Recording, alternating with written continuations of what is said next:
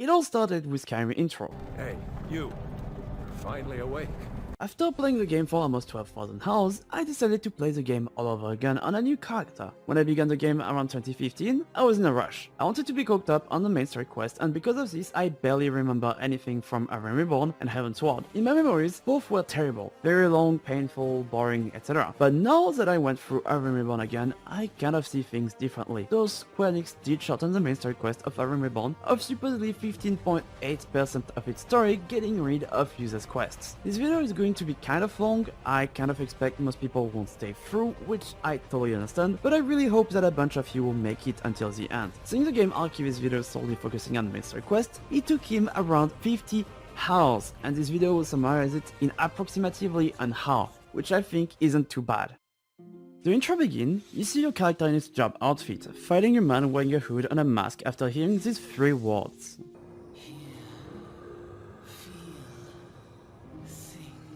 The fight stops shortly after, and you see yourself in a carriage, going towards the city your class begins in, unless you start in Limsa Lominsa, where you start in a boat.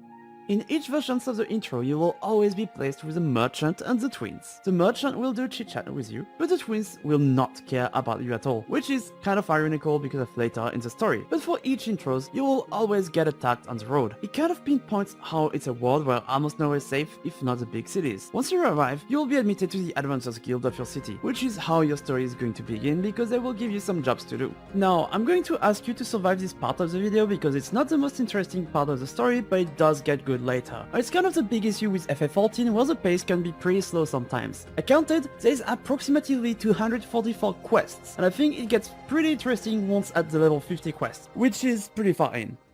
Very early on, you'll be introduced to some main characters. Since I started in Gridania, I get to meet ul'dah and Papalimo, who are on a mission looking for a dark stranger. A huge tree monster attacks us, but after beating it, I notice a crystal, and interacting with it makes me digivolve. Before the voice from the beginning talks to me again, and appears under the shape of a crystal. She introduces herself as Hydaelyn, who says light has dimmed and darkness is taking over, and asks me to save the world from this fate. Shortly after this, I regain consciousness, and split up with ul'dah and Papalimo, who returns to their businesses. And so will I return to my useless side quests. Which I understand, you have to introduce yourself to the world, you can't be a hero right away. For a little while, they give you plenty of chores that feels like a waste of time. Though, one of those chores leads me into a cave where a man wearing a hood and a different mask from the intro summons a giant golem against me. He's shocked that I take care of it easily before ul'dah and Papalimo appears. Suddenly, I get to see a vision from the past for the first time. I see ul'dah and Papalimo 5 years ago during the impending calamity with Dalamud, and then I see them 5 years later, right before they meet me. They mention about how they wonder what happened to the adventurers who fought along with them. Then, in the present, Papalimo almost asked me if I was, before stopping himself.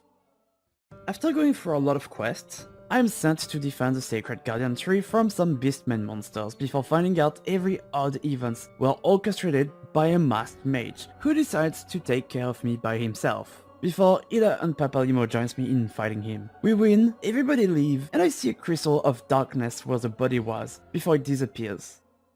After all my efforts, I get invited over by the leader of Gridania, who happens to be Kan Esena, and since I worked so much for the city, she gives me the title of emissary. Concretely, it's useless. It's probably to boost the leader's ego and be like, hey, this person belongs to my city. Attending to the ceremony, being invited as an emissary, I get apprised by the crowd, including ul'dah and Papalimo. Kan Esena notices the crystal's light, and asks if I got to talk to Hydaelyn, asking if I felt any sick lately. Suddenly, I get a vision of her past. I see a scene on the Battle of Carteno. All the Irvin leaders gathered on the battlefield. The Dalliances moon in the sky. And in the back, on most scenes, you can see masked mages, also known as Asians. Shortly after, I wake up in a bedroom and I'm told that I collapsed during the ceremony. I get back to Kan Esena, who gives me a task after becoming her emissary. All that to send me to the other cities and do the job of delivery mogul. I get to meet the other city leaders, Mulwib in Limsa, and Roban, who is Nanamo Olnamo's second in command in ul'dah. One bright thing about that, if we can call it bright, is that you get introduced to the Empire for the first time during the quest, so at least the plot is progressing, finally. Not that personally I started being slightly interested in the story only when I reached mid through A Realm Reborn, but we'll get there. From that part on, things go a little faster. You get introduced to your first dungeon, and I'm only talking about it because of one detail. You see a group of 4 adventurers who wants to do it. Ada, Pyrayo, Levine, and Aver. Ada's party seems to be talking her down horribly, as she keeps apologizing. Her boyfriend, Aver, even goes as far as saying she's only useful for one thing: her money. This is the part where they give several dungeons to clear. To Stasha, a task easily done, before getting sent to another one, the Tamtara Deepcraft. The thing on that one, however, is that you have to turn the quest into Mother Mune, and you can see 3 adventurers in the inn: Ada, Pyrayo, and Levine. The 2 latter ones seems to be yelling at Ada. They're blaming her on Aver's death as she cries. Both end up telling her how they never liked her and ditches her. But also, a disturbing detail. Levine says, get rid of Aver's head.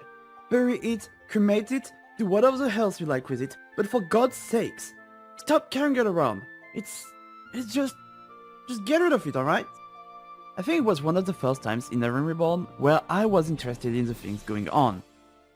After this dramatic scene, the story resumed to its repetitive steps. A new dungeon, the first one being Sastasha, given from the Limsalamita Adventurers Guild, the second one, Tamtara Deepcraft from Dalliances, and the third one, Copperwell Mines from ul'dahs. After turning in ul'dahs, screams can be heard in the streets. I run to help a woman who seems to get harassed by a group of thugs, claiming she stole things from them. The leader even goes as far as saying he can forget about it if she serves him in whatever capacity he requires. And that's one thing that's surprising about A Realm Reborn. When you haven't played it in a while and did every other expansions, it had plenty of NSFW connotations. After beating them up, my character gets another vision of the past from the woman's memory, proving that she has done nothing wrong.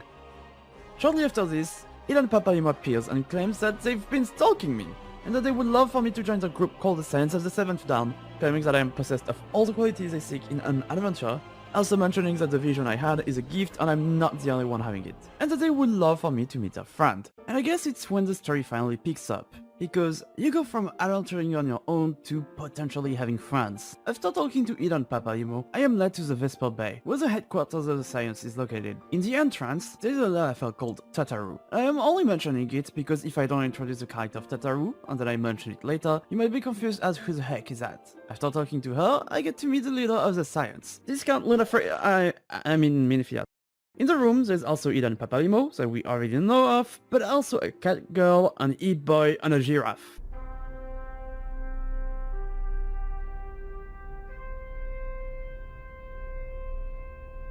Dawn may banish even the darkest night. It's not the entire main cast, some characters are missing, but we'll talk about it soon. They reveal that I am gifted of the Echo, a power granted by Hydaelyn, which I think is a key to solving primal problems facing Eorzea, and then follows an awkward people presents each other. I would love to describe you the characters, but in A Realm Reborn, almost all of them are flavorless. It's something I noticed where up until Stormblood, they barely feel like they have any personality at all. I guess it's partially why going through A Realm Reborn is painful.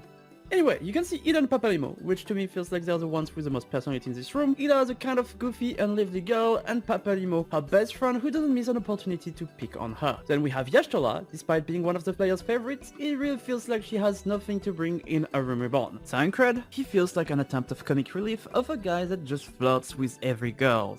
And Urianger, the awkward man that is partially the reason why I had to give up on English FF14 because I can't understand a word of what he says. After this short introduction and Tataru breaking in, who is for now just a side character with not much importance, Minfia doesn't waste a second to give me a job. There is the cause of a series of crimes in ul'dah, which the Science suspect to be primal related. Also, I dare you to take a shot every time Minfia starts a sentence with pray. For now, it's just pray speak, pray take yourself, but a lot of players are tainted by the words Pray return to the waking sands. Also, I'm kidding, please don't take a shot, I don't want to be responsible for putting a lot of people in coma. To make it simple, there's 3 major regions in the beginning: Tanalan in the desert, the Black Shroud in the forest, and La Nosea in the marine region. Each of these contains tribal monsters. They can speak the human language and typically worship a deity related to them. Said deities can be a huge threat to the humans, so I am sent on a series of quests with Tancred to investigate it, which leads to us trying to use a thug leader from earlier as a bait. The plan didn't go as intended because Emerjas, the tribal monsters of Tanalan, ambushes us. Well, you could think the main character would have a plot armor, surprisingly, you don't always win. I get captured by the Amaljas right before they summon Ifrit, the god. Their intention? Sacrificing us to them. You get introduced to a major mechanic of the gods in this game. They tend to bind mortals to their wills with irreversible magic only they have. The spell worked on everybody but me, which surprised Ifrit before fighting it. It gets revealed that the reason it didn't affect me is because of the gift of the Echo, protecting your character. After beating Ifrit, all three grand companies want me to join them and will try their hardest to convince me to become their soldier. It's kind of an annoying political part, but there's no walking around. You don't have the choice. At least there's benefits to it. You can unlock your chocobo, emotes, useful items, minions, etc. Not that right now we are only at level 20 out of 50 quest-wise, but I think I'll be able to speed things up a bit. Remember the twins that literally didn't care about me in the beginning? Well, I happened to cross them through each free city's pitch, which is supposed to try to convince me to join their cities. Technically, they're just all making commemorations of what happened 5 years before the game starts, all the while praising their cities they are leaders of. The twins are called Alfino and Alize. It's kind of hard to tell them apart aside the hairstyles at the beginning because they wear the same clothes. Anyway, they comment all the speeches,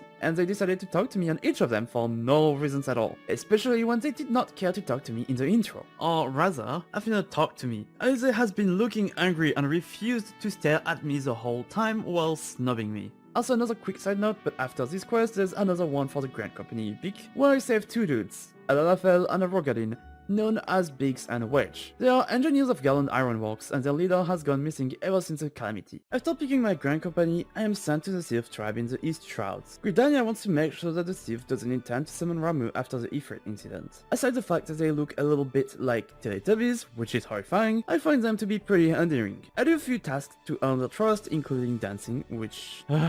I hate dancing. The Sylph mentioned not trusting humans anymore after the sight of even more people breaking in the forests. There were already the Imperials that has a base nearby, but they also spotted a new person they never saw before. Eventually I gained their trust so we can finally talk to their leader to come to an agreement. But oh wait! The leader disappeared and they asked us to investigate it. Once again, I am mentioning some boring details because of future proof that you will see eventually. I am led to Buscarons, a friendly guy who owns a bar in the middle of the South Shrouds. He said that he will keep an ear out regarding what I'm looking for, but he wants me to do a few chores for him. It's kind of weird how they always give me plenty of tasks to do while I'm already in the middle of an urgency. After several tasks that really feels like fillers, Buscaron sent me to a patrol to which I fall on Galleon soldiers, the dudes from the Empire. He says that it is not normal, they never were able to penetrate the depth of the forest. Buscaron then says there has to be a traitor among the Gridanian guards. He points me towards someone. His name is Laurentius, which you probably want to remember the one. After following him, I catch him right in the act of talking to Galleon soldiers. After taking care of them, Laurentius says that his pay wasn't enough and complains about his life before saying he realizes his mistakes and will surrender himself to the guards. Going back to Buscaron, he tells me he's got news about the Elder Sylph. He says we may come across him if we go in front of an abandoned dungeon, the Thousand Mouths of Totorak. But a Sylph interrupts us, panicking, saying the Elder Sylph is in great danger. He has been spotted fleeing from Galleon soldiers within the dungeon. When I reach the end of it, I face the hooded guy, who reveals to be Lahabrea of the Asians, servant to the one true god. Also, I believe this is the first time you get called Warrior of Light. Warriors of Light are the heroes that disappeared 5 years before the story starts, during the Calamity. Its information is revealed during the A Realm Reborn trailer cutscene. But for short, it's the story of 1.0, before they reconstructed FF14. In the Battle of Cartono, the Eorzean Alliance versus the Empire, before the Dalamud Moon revealed what was hidden inside, Bahamut. When things started getting out of hands, Louisa drew Isa from the land to teleport the people 5 years in the future, and those who we can't remember the face of are the ones called the Warriors of Light. There's more context, but it is told later mostly through a side quest line. Anyway, his intentions are clear. He wants to dive this world into darkness, and says the only thing that stops him is me. Once I beat the monster he raised, I get to find the Elder Sylph, which gives me a vision of the past, revealing the Empire has been trespassing in the East Shroud and killed a lot of Sylph just to try to push them to summon their god. Also, we get to see a bit more of Nero, a guy I haven't talked much about yet, but appeared a few times already. He seems to be obsessed with a guy they call Garland. It's not the first time we see that name, as Biggs and Wedge said their leader, Master Garland, went missing. After saving him, we get a meeting point in their home to talk about if they plan to summon Ramuh, to which he said no. Going back to the Science headquarters after Minfia tells me, Crew return to the waking sands. you see Alfino talk to Minfia, and I don't think they mentioned him being a Scion before. Anyway, he mentions his sister took her own path to Minfia, and shortly later starts walking out. I cross him, and he smiles at me suspiciously, granting he really didn't care about me at the start, and the Science praises me for my mission. I'll admit, it kinda feels good. They're not so robotic after all. people. It's easy to get me, just praise me in the comments and I will like you. I am informed that the Immortal Flames, the army of ul'dah, has information regarding the Masked Man. Going there leads to a lot of back and forth, investigating with a merchant, trying to talk to the inhabitants of Little Alamigo, but in vain. They do not trust strangers and won't talk to me, understandably as they are victims of the Empire and fled Alamigo, living in this desert in poverty. The Empire basically conquered a lot of lands and enslaved a lot of people. This is why they are one of the main evil of this story. But everything points about La Habra having an activity in there. So I go back to the headquarters of the Science, and Minfia tells me about this Science side member who happens to have some connections with the people of Little Alamigo. With his help, I am led to the South Shroud to see some of his old friends who are part of the Alamigan resistance. One of them is severely injured, and Dalliances refuses to heal them. They ask me to help them, because one of their friends is going to die if nothing is done. After a few quests, I manage to save their friend, and thus I gain these people's trust. With that, Mefrid, one of them, is happy to recommend me to his comrades at Little Alamigo. So I can go back there, and some of them will actually tolerate me and be cooperative. Gundobald tells me some young people of Little Alamigo may be meeting the Masked Man in secret. When approaching them about it, they do feel suspicious. Gundobald doesn't feel good about this, but shortly after that, I get asked by Willhead, and that is a name to remember, if I could have a talk in private with him. He and several of his friends tries to kill me, claiming that I am a spy of Garlemald, the Empire, and that they have a plan to bring the Empire down. After kicking their asses, Gandalf seems concerned at their behavior. Investigating further into it, I found out that the Masked Man, as we're not even sure it's still La Habra, told them they could summon Ralgar, one of the 12 gods of the humans. As of yet, we don't know why the Masked Man is doing that, but it is suspicious that he tries to push people and beastmen to summon their gods. So far, it's always been a fight to defuse all tricks La Habra has been doing, on top of watching out for the Empire.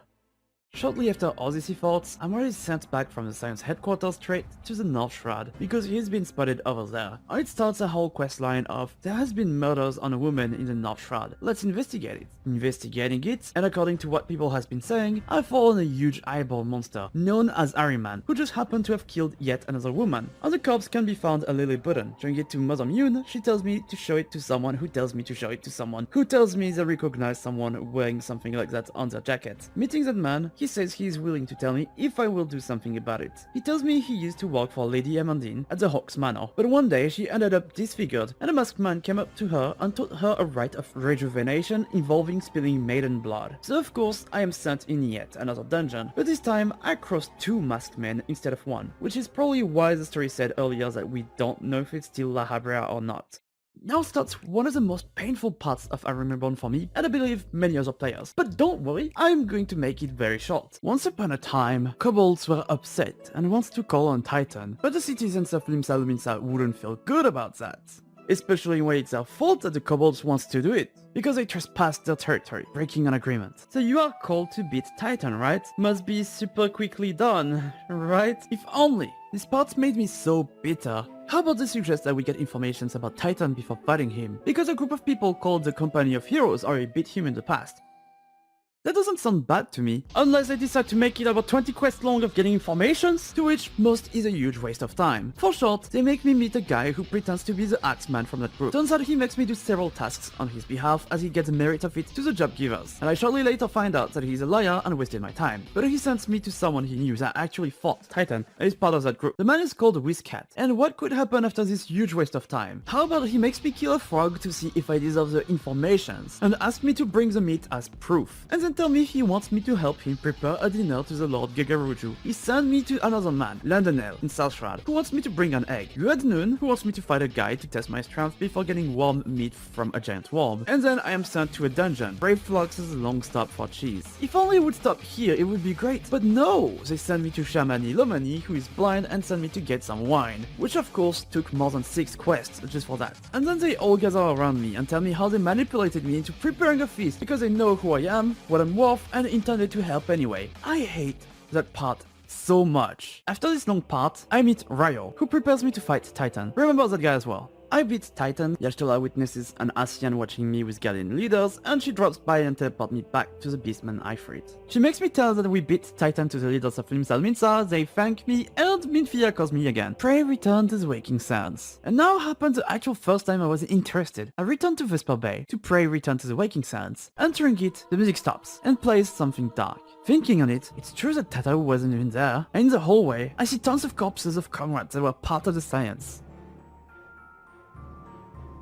Going in the solar, Minfilia is not there, but I find our sea of injured friend, Noraksha, who's been nothing but sweet and worked on helping us several times. They're still alive, but barely, and I get a vision of what just happened through Noraksha's memory. The Empire broke in the base, killed a lot of people, almost Minfilia, and also they kick this poor Noraksha brutally, who almost instantly died from it. Before dying, Noraksha implores me to seek shelter in the Church of Saint Ladama in eastern Tanalan. It was very interesting of a moment in the main story quest, because it was really unexpected after all these slow quests. Arriving there, I see this place is busy with burying the dead. Little do they know, I got a lot of dead people to bring further. Jokes aside, I get received by Father Elliot, who is friend with the science. He receives me with open arms. He doesn't mind that I seek refuge there for a bit. I make the acquaintance of Marquez, a man who lost his memory and has been working there ever since. He comes across a broken tool. He asks me to bring him a ballpoint chisel and realizes that he's got natural very high crafting and repairing skills. A little bit later, I get asked if I could help carry the corpses of my fallen comrades. It's kinda hilarious because they make you carry about 4 corpses at once, even if you're a Lalafell. It's just like a floor item in your inventory. It kinda feels weird to be like, hey, I have 4 corpses in my bag. There's just one person they ask me to bring elsewhere, Noraksha's body. They tell me it's better if I brought her back to her home. Returning to the church, the fallen Scions are buried. Marquez mentions how he feels watched, shortly before I get attacked by a Gallian soldier. When reporting it to Father Iliad, he prepares himself to contact authorities, but Afino breaks in and talks to Marquez, telling him that he is Sid of the Gallian Ironworks, the leader that has been missing since the Calamity. Sid thinks that what he is told is true, even though he doesn't remember it, and so he decides to tag along with him. That feels a bit weird to me, but whatever. After Sid was revealed who he was, Afino follows by saying that the Ixals, Beastmen of the Black Shrouds, has summoned Garuda, and that there is no way we could reach her if not by finding Sid's lost airship, the Enterprise. And if we want to beat her, we have to get it no matter what. We start an investigation to try and find it. I was told that the last time it was seen, before the Calamity, was in Gridania. Heading to the North Shroud, a man who witnessed the Enterprise around the time it disappeared mentioned remembering very specifically the whole scene, and said that the Enterprise disappeared over the mountains of Quertas. At the beginning of this video, I mentioned how there's 3 main regions at the start of the game, which is part of the Eorzean Alliance: Tenalan, Black Shroud, and Lanocea. Well, there happens to be a 4th region you can slightly access in A Realm Reborn: Quertas. It is a very snowy mountain region outside the city of Ishgard. Fun fact, it used to not be snowy at all, but when FF14 went from 1.0 to 2.0, a lot of the regions has changed due to the aftermath of the Calamity. You might be wondering, the city of Ishgard? What is that even, if you never played the game? Though, I believe the entirety of people watching this video has played FF14, and if you have not, please let me know, I'm curious. But Ishgard is the city of Elizans, who has their own beliefs, their own culture, and their own problems. Anyway, so I arrive in Quertas. It is cold, it is grey, it is dark, at least most of the time. The airship witness told us that the astrologers of the observatorium might have seen it and wrote records of it, which would help us find it super quick. But I think by now you know how things goes in FF14. You have to make a good impression in order of them accepting to help you. So here it goes. I show up, offer my help to knights, they refuse because they don't like strangers, but the knight end up complaining about how one of his peers hasn't showed up since his last patrol. I look for the guy and I get a first taste of the Ishgardian's culture. I see the soldier on the floor, panting as he has gotten attacked by a few people. He calls them heretics, people who has pledged their allegiance to the dragons. Reporting it back, the knight is happy with me and sends me to talk to an astrologer, who sent me to talk to their chief. The chief berates me for making a ridiculous request, before an Ishgardian, Inquisitor Ghislaim, appears and talks to them, before looking at me and telling me to not interfere with Ishgardian's affairs. I think you get to see the ambience in Quertas. Pretty xenophobic, arrogant, but we barely saw it yet. It gets much worse. But since we can't give up on the Enterprise, I don't have a choice but to persevere. There is at least one person in this building that is normal. It is Josia. She overheard our discussion and could tell that what we need is very important, and they decided to help us. Before that though, she gives me another task, to save a man who ends up being upset because I'm not Ishgardian and that he can't be seen with me because I am an unbeliever and he's a man of House Durandare. Reporting to Josia, she mentions how the guy said he feels disgraced that I saved him, but tells me a way to get the Enterprise. In Ishgard, a lot comes down to the honor of the 4 noble houses. The Lord Portelaine of House Durandare agrees to help me if I do another another deed for him, because I've done 2 already, and that there is 3 other houses. I investigate a robbery to the west, reporting back with 3 lost parcels, and our deal gets cancelled, and I find evidences that the Lord Francel of House Hailnut might be an heretic, only because I find a draconian rosary in a chest belonging to him. Portalen advises me off associating with any of them or people will assume I'm an heretic. But a guy in the back, Sir Carillo, whispers to me that it is impossible for Lord Francel to be an heretic and asks me to warn him. I visit Lord Francel, who panics and thanks me for the warning, all the while complaining about how his house gets a series of unending accusations. To thank me, he writes a letter to Lord Archivist of House Fortin, saying he will offer his full support to me. I get to meet Archivist, who seems very welcoming. Welcome, Moon and Star. Come to me through fire and war.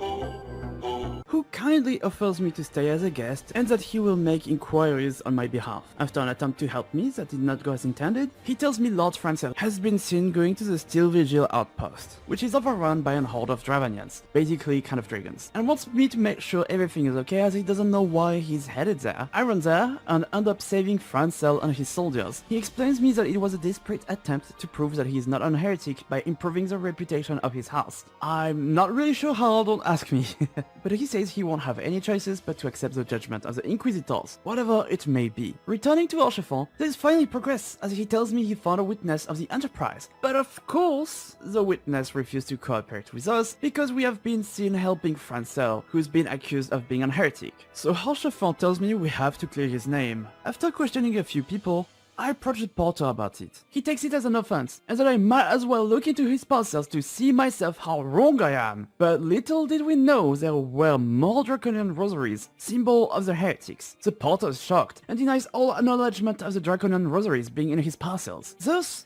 Archivist realizes it's nothing but an attempt to ruin House Hailnut's reputation. It's kind of funny, first time we put our feet in Coetas and we already see the clone fiesta it is. Heretics, houses trying to witch hunt each other, it sure paints Coetas in a great way. Archivist sends me to ask to postpone Francel's trial because of what we found, but Inquisitor Guillaume doesn't see things the same way. He already started the trial and I am told it is impossible to stop it. Having no choices, I decide to protect Francel until Archivist arrives to tell them off, as Guillaume tells his knights to slay me, but I reveal to him that one of his temple knights is an heretic in disguise, which finally diffuses the situation. I did say things get better story-wise, but I'm sorry, I don't like Coetas. At least his first introduction. Guillaume's ego gets hurt. He tells me to keep focusing on my goal of finding the Enterprise. Archivist thanks me for saying Francel, and the witness finally agrees to speak with me. The man tells me that he saw the Enterprise land nearby the Stone Vigil, which is the next dungeon I'm forced to go through, but I'm not allowed to enter it as the access is restricted by House Durandère. So Archivist and Francel are more than happy to write a letter of introduction, which doesn't please the knights of House Durandère, but they have to oblige. While it sounds like a simple task, remember, this is FF14, so they make me go to the northwest of the map to meet a man, Lord Driemont. Against all expectations, as I talk to him, Alphino and Sid talks on my behalf, and I'm like, why did you guys join me? I was doing just fine, I did not ask your help. And even worse, Guillaume breaks in and accuses us of lying about our identity and intentions. If only Alphino said nothing because he knew what we wanted to do, but if Alphino didn't talk about how we are the science of the 7th Downs, blah blah blah blah, he probably wouldn't have had an excuse. Or maybe he would have found something else, but I still want to blame Alphino. But hey, once again, someone in the tower heard us and wants to help us. This time, it's a cook. And he said I could gain their trust by getting him meat that he could cook to his men, so their motivation is back as they haven't had it in a while. Kinda weird, but sure. I bring him, he cooks it, and makes me serve it to the people so they notice me. On his side, Sid noticed the infirmary is short on materials, so he's been crafting some useful tools and asked me to provide some ingredients. With all these efforts, I swear, if Guillaume manages to call me Satan or something... Oh, speaking of which, he breaks in and he tells people off from taking our gifts, sugarcoating it even more by saying that we interfered with the trial of an heretic. This man is really bitter. This event made Sid realize that, no matter what we do, Guillaume will always pop in to annoy us, so he wants me to find a way for him to like us. But Alphino and I see things differently. We both think Guillaume is none other than a Sussy baka. Investigating with Alphino, one of the injured people in the infirmary, Sir Joello, told us about a story of how Guillaume saved him, but he seems to question his memory a bit, and so we retrace the path the Inquisitor took this night. After some searches, I find a corpse that looks like Guillaume. I knew it! He is a sassy baka. One of the people, Sir Prenilla, says she knew everything but couldn't reveal it because she feared for her loved ones. She tells me the location of a chest filled with draconian rosaries that Ghislaine surely has used to get a lot of innocent people executed. After gathering several proof, I get to reach out to Drillemont and show him everything. He's devastated and apologizes to me. But before allowing me to get in stone vigil, he asked me to bring this false inquisitor to justice. Remember how it all started on me going to Cortas just to get the Enterprise back? Always gonna get some Charles meat through an urgency. This quest kind of aged funnily. They describe the story with the word impostor regarding Ghislaine, and the final quest on him is called The Heretic Among Us. After beating Ghislaine, who turned into a wyvern mid-fight,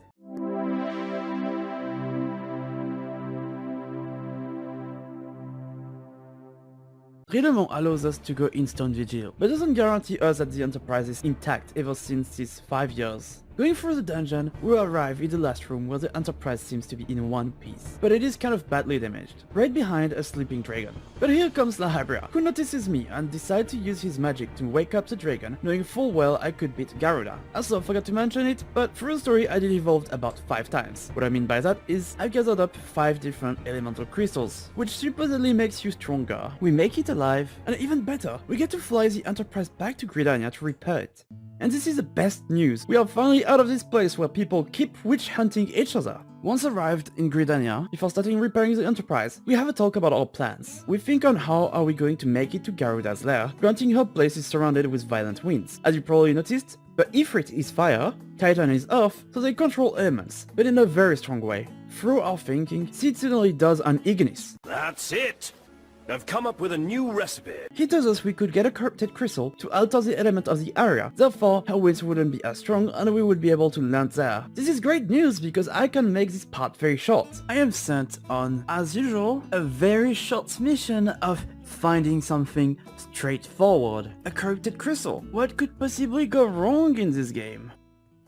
Oh, I have to go to Tanalan and do some quest for a guy. After a few chores, I bring him the ingredient for the corrupted crystal, and then he tells me, oops, it's the wrong element. It's ironical because even the quest resume says that I have essentially wasted my time. I'm sent to another one of his disciples in Lanosea to help me get the right corrupted crystal. After a bunch of chores once more, just to be allowed to go on a forbidden island, I fight a siren, and I finally get the corrupted crystal. I bring it back to the disciple, and she tells me it's the wrong one again.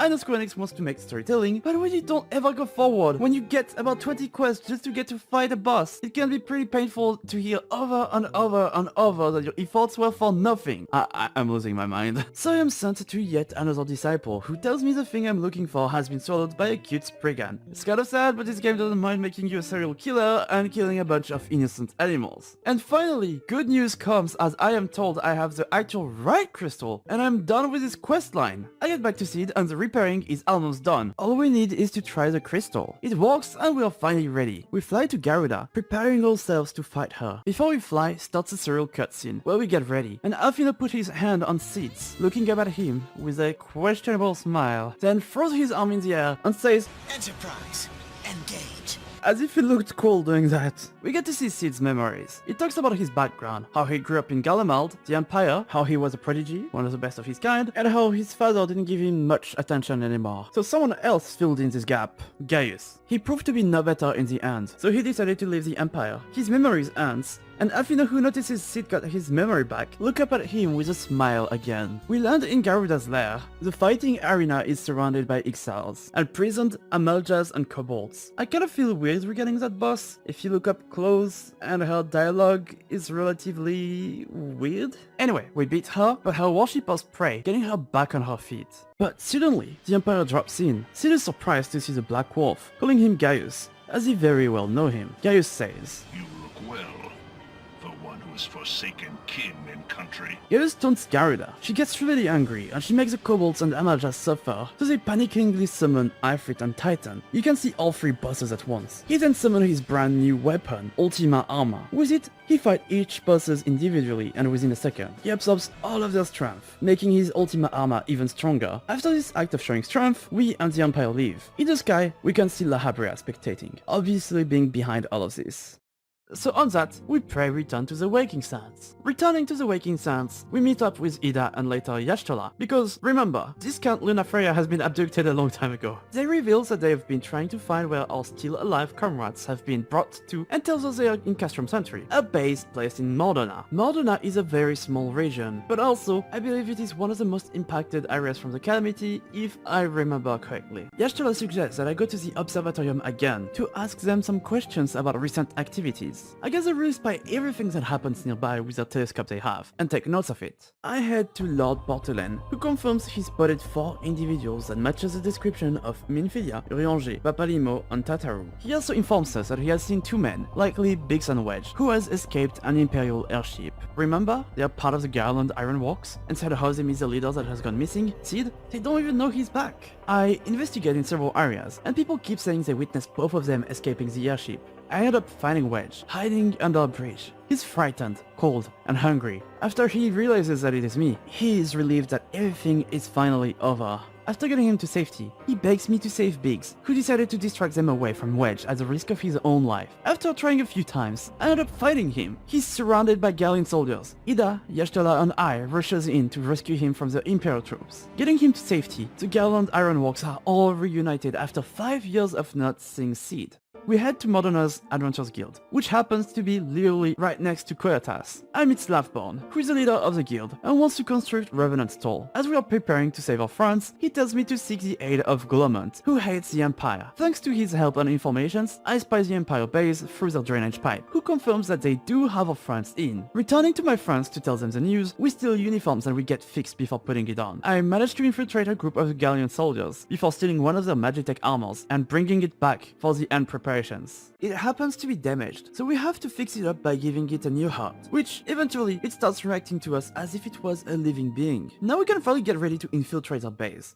Each of us gets a role assigned. We break in pretending to be soldiers. Wedge has the command of the Magitech armor, and we find the place where Minfilia is kept and tortured by Liviasas Junius, the person that killed Noraksha. We get in, fight the Imperials right in the base, which was originally not planned, and flee out of their base. But there are way too many people. We end up cornered near a pit, surrounded by Gallian soldiers, and the Magitech armor suddenly acts on by itself, in an attempt to save us. At the same time, Sid calls us and tells us to jump in the pit after counting to 5.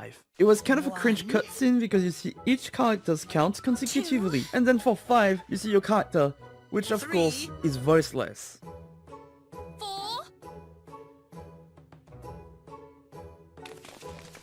Then we jump in the pit.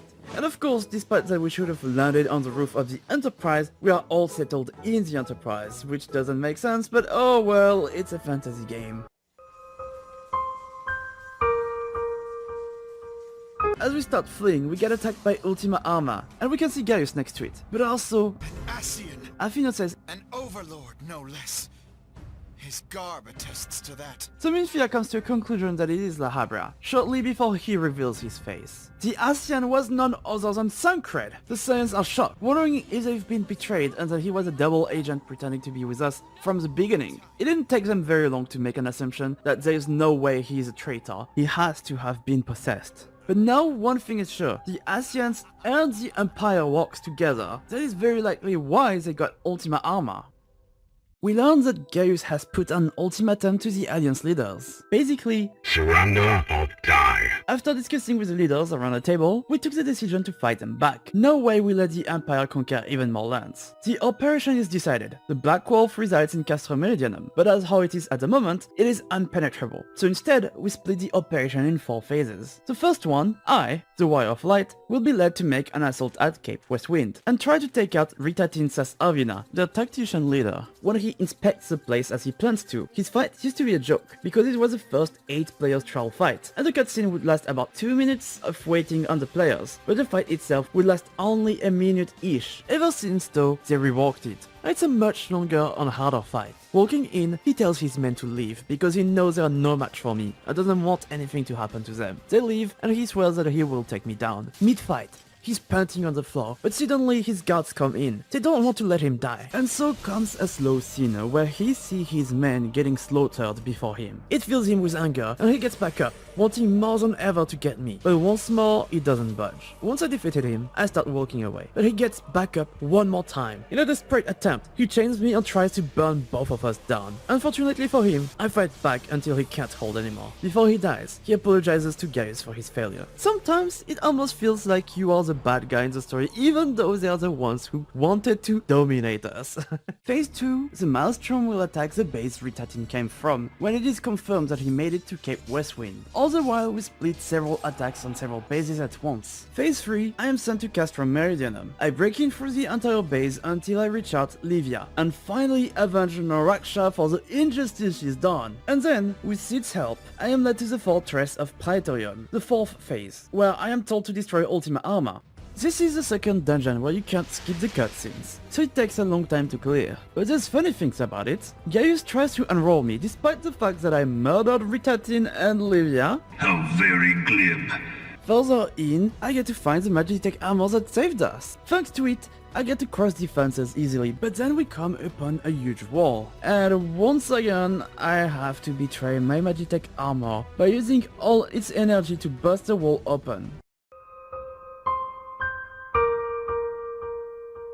I end up crossing Nero, who mentions being jealous because of how everything has been about Sid, that he is a prodigy too and deserves prizes as well. Even when Sid left, he was still the center of the attention, fueling Nero with rage. After beating him, lights goes off, before turning back on, and Nero is nowhere to be seen.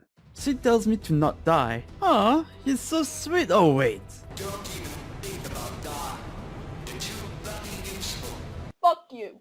Seems like they only care about their benefit. Going in further, I meet Gaius. He does a very long monologue, and there's a funny shot where you'll see your character always with a very angry face. I think he loves to put on a show. He turns his armor in gold and does all the speech just to lose easily. Seeing that he just loses, Gaius walks in the back room.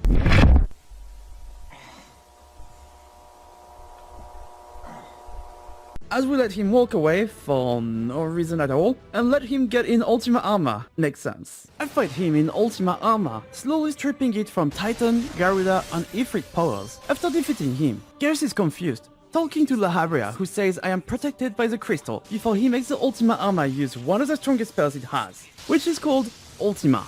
Gaius is confused before it happens, yelling at the Ascian, but suddenly, a giant explosion occurs from Ultima Armor, destroying everything in a wide perimeter. Gaius is shocked, saying, Such devastation!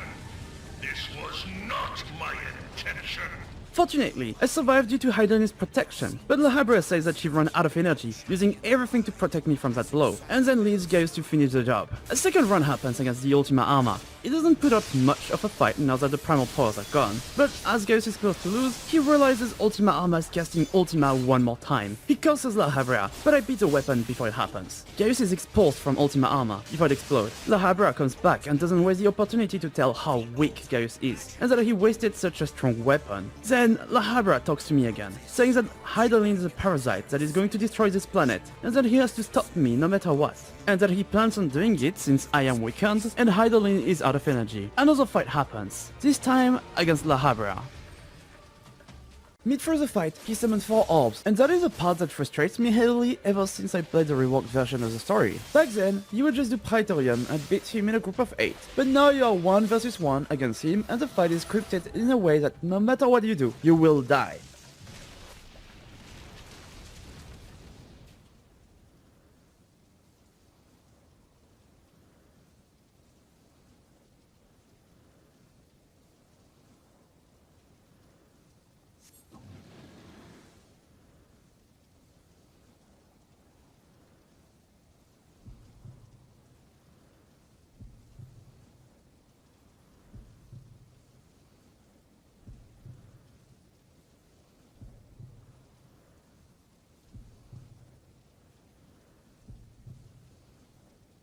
Before Hydaline revives me.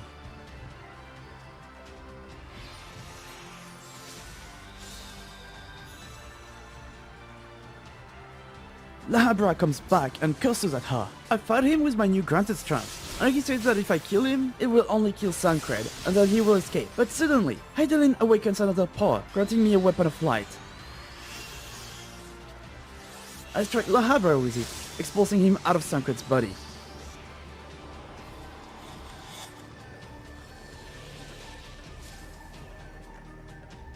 He's confused before the silence appears around me, for one last strong attack. Which kind of confuses me because I can get seeing the silence around me, she could have summoned them, but what is Roban, Melwib and Canison doing here? Once we strike him, he disappears, and the crystal of darkness within Sancred gets destroyed. I talk to Hydaelyn, who calls me her son. Well, hi mom? She tells me to keep bringing light wherever I go, and mentions how darkness fled, which I take it as Lahabra somehow has survived the assault. Back to reality as I am surrounded with flames. In the battleground I fought Ultima armor. Gaius is still on the floor, so is Sancred. Everything is falling apart. But suddenly, once again, the best character in FF14, the Magitech armor, runs to me. It allows me to get Sancred on it and myself before it drives us away in safety. And suddenly we can see Gaius turning, who says, And so my conquest ends, Cid. Meanwhile, we can see the Scions and the city leaders waiting outside, wondering what happened to me. Did I die? Did I make it? Did Gaius win? Though most seems to be moderately worried, if not Papalimo who fears for the worst. They suddenly see lights coming from the tunnel, as Minfia says. There! I arrive on the Magitech armor, and they smile, and are happy, even more so that they notice Sancred is with me. The sun rises on Eorzea. We are all relaxing and celebrating our victory. The danger is not gone forever, but everybody's relieved, and a huge threat is gone. The leaders make a speech to celebrate. The seventh astral era is come, and thus is ours a realm reborn.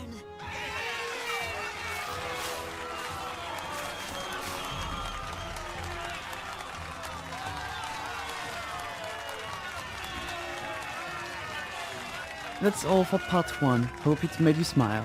Let me know in the comments if it was worthwhile.